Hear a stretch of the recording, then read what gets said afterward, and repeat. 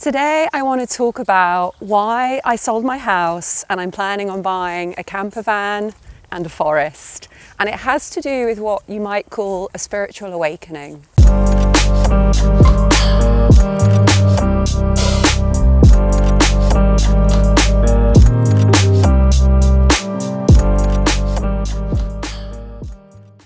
So the first thing that I want to say is that my spiritual awakening didn't occur with like an angel flying down from the clouds or like a burst of light in the sky. And I'm not going to speak for all spiritual awakenings. I'm really just going to be able to talk about my own experience. But for me, the process, rather than like my eyes being closed and suddenly like, oh, I'm awake, it's much more of an ongoing thing. So the experience is like my eyelids just keep opening and I keep seeing more every day, just seeing more and really trusting the information that I'm getting from what I would call within me, but also the signs that I'm seeing.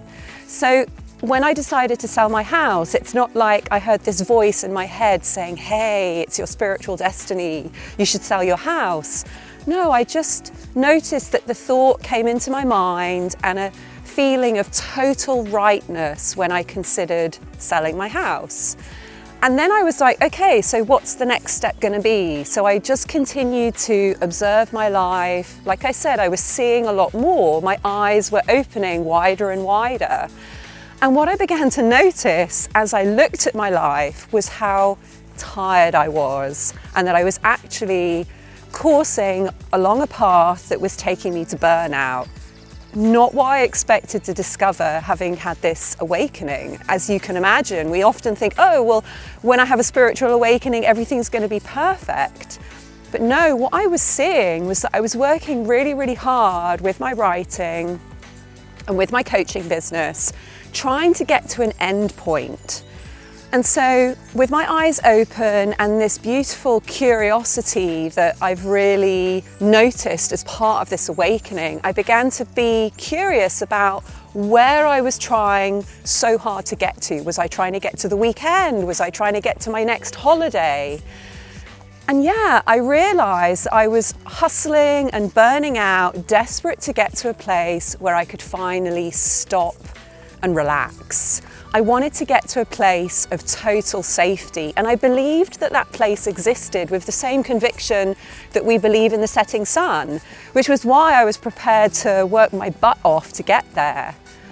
But here's the thing, whenever I came out into nature, I would realize, hang on a second, that feeling of peace and safety and rest, like, it's available to me right now. Why am I working so hard to get to a place when that place is already here? When I'm in nature, I feel my spirit awakening within me.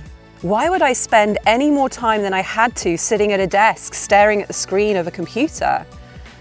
The more I put my attention on my heart, the more joy and rightness I feel. Why was I so obsessed about all the things I need to get done so I can rest when my heart is already here waiting for my gaze? Amongst the trees, I'm aware of a feeling or presence within me that has nothing to do with the rat race. My spiritual awakening and this real awareness of my desire to be at peace has also made me very aware when it comes to the advice that I follow. It occurred to me that I can no longer follow the advice of someone frantically trying to get somewhere.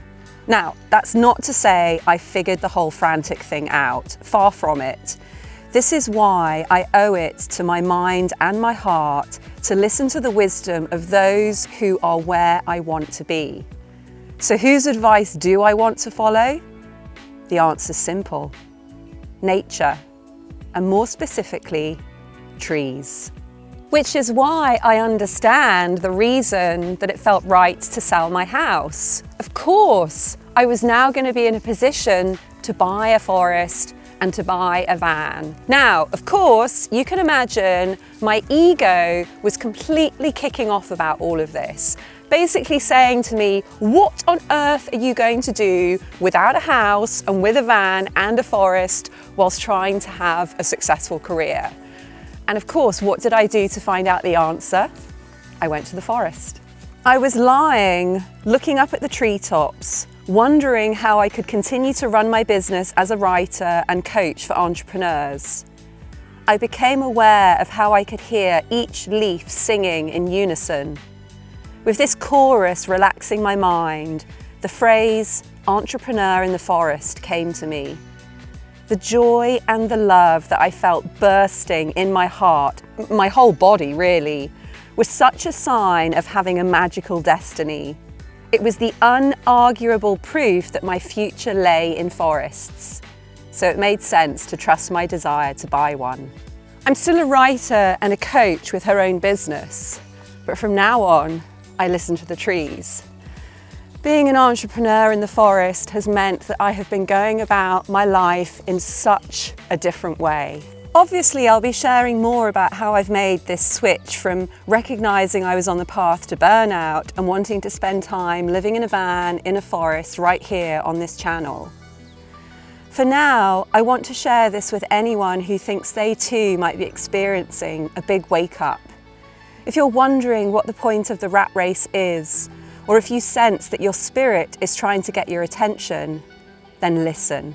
Take some time out in nature.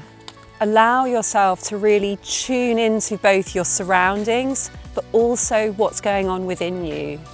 I really feel that when we take that time to tap into something that's just beyond our everyday thinking, we know that we've connected to a much deeper wisdom. And when we receive that wisdom, we can really trust that it's the right answer.